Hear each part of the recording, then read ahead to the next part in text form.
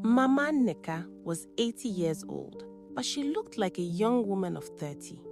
Her skin was smooth and she was full of energy, but the price for her beauty was buried in the backyard. 6 fresh graves lay behind her house, and she was already hungry for the 7th one. Mama Nneka was a wicked woman. Years ago, she killed her own husband just to take control of their compound. She had 7 beautiful daughters and no sons. In the village, people thought she was just unlucky, but they did not know the secret she hid in her heart. Whenever Mama Nneka felt old or sick, she did not go to the hospital. Instead, she would offer the life of one of her daughters to the dark spirits. The daughter would get sick and die suddenly, and immediately, Mama Nneka would become strong and healthy again. But it wasn't just death. She made sure her daughters suffered while they were alive. If one of them tried to start a business, the money would vanish. If one of them found a good man to marry, the man would run away or die. If others in the village planted corn and got a big harvest, her daughters would plant and get nothing but weeds. The girls cried every night. They thought they had bad luck. They did not know their own mother was using their glory to shine. One by one they died. Ada died first, then Ngozi, then Amaka. Now 6 were gone. Mama Nneka had eaten 6 lives. Only the last born, Chichi, was left. It was almost time. Mama Nneka was starting to cough. Her back was bending. She needed new life. Chichi sat by the dusty roadside near the market. She was crying bitter tears. She was tired of suffering. She had no money, no husband, and all her sisters were dead. She felt that death was coming for her too. Just then, a prophet was walking down the road. He was a man who saw deep things.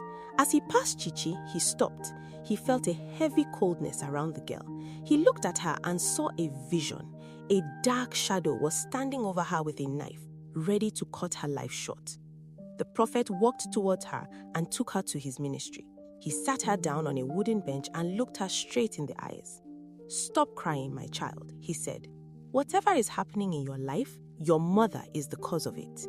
Chichi screamed, "No, not my mother. She loves me." But the prophet shook his head. "To save your life, you must listen. Go home now. Wait until your mother is deep asleep. Look under the bed where she sleeps. You will see a small native calabash covered in red cloth.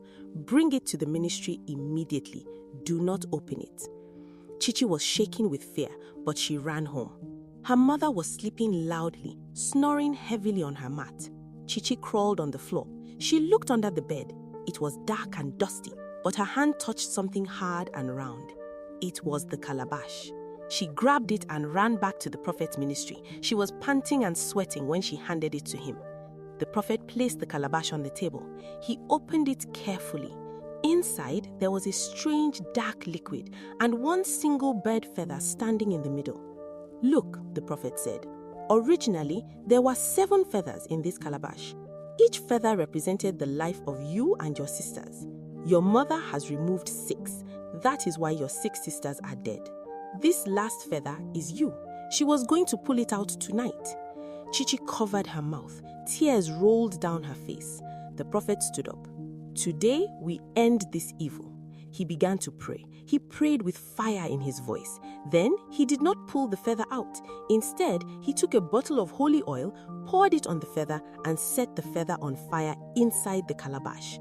At that exact moment, back in the village house, Mama Nneka woke up. She let out a loud, terrible scream that woke the neighbors. My chest is burning," she yelled. As the feather burned to ash in the ministry, the evil charm left Mama Nneka. She fell back onto her bed and took her last breath. The wicked witch was gone. Chichi cried on the floor of the ministry. "So my mother put me in this pain? She killed my sisters?" The prophet comforted her. "The evil is over. Your life begins now." From that day on, everything changed. Chichi started a small business and it grew big within a month. People favored her. She became beautiful and happy. The prophet saw her humble heart and introduced her to his son, a good and hard-working young man. They fell in love and got married. Chichi, the girl who was supposed to be the last sacrifice, became a mother of many children and lived a long, happy life. They say blood is thicker than water, but in this compound, blood was only used for sacrifice. Not every woman who gives birth has the heart of a mother.